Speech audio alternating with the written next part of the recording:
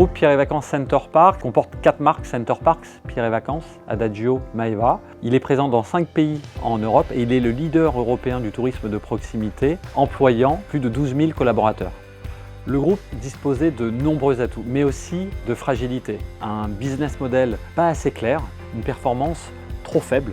Et sur ces éléments de fragilité qui duraient 10 ans, eh bien, le Covid est arrivé, qui a mis à mal le groupe en fermant pendant 1 an l'ensemble de nos sites. C'est-à-dire c'est un manque à gagner de 600 millions de chiffre d'affaires, c'est une consommation de trésorerie de 30 millions par mois et c'est un endettement complémentaire de 600 millions. Le groupe passe de 500 à 1,1 milliard de dette brute. Dans ce contexte, nous n'avions pas le choix, il fallait vite agir pour préserver la trésorerie. C'est ce qu'on a fait en ouvrant une procédure amiable qui a duré 18 mois. Il a fallu renégocier la dette du groupe, injecter de l'argent frais et puis finalement il a fallu rassurer l'ensemble des acteurs en portant le groupe dans un avenir de performance, un avenir rassurant. Donc il a fallu réinventer l'ensemble du business model et le positionnement de chacune de ces marques.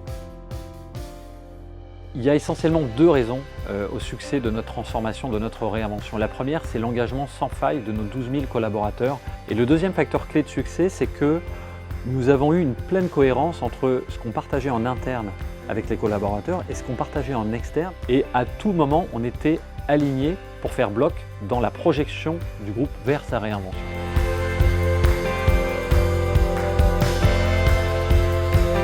Le moment le plus difficile, évidemment, il est au moment où le groupe, sur le papier, n'a plus d'offre de reprise puisque les 3 candidats qui ont été retenus pour émettre une offre, eh bien, jettent l'éponge. Et donc, il y a cette période de gros doutes.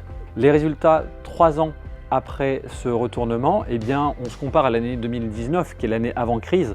C'est un chiffre d'affaires en croissance de 30%. C'est une marge opérationnelle qui fait plus que doubler par rapport à ce qu'on avait il y a 5 ans. Un résultat net qui, pour la première fois depuis 13 ans, devient positif pour le groupe.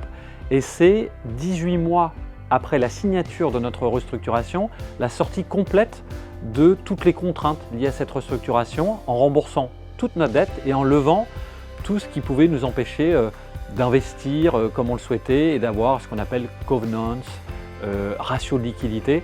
Tout ça a été mis drastiquement derrière nous. Le groupe Pierre et Vacances Center Parcs est très fier d'être nominé au prix Ulysse aujourd'hui. Pourquoi? Parce que ce n'est pas un retournement qui est salué, c'est finalement 3 voire 4 retournements simultanés. Une restructuration financière, un retournement opérationnel, une refonte de la stratégie du groupe, une refonte complète de la gouvernance et de l'actionnariat.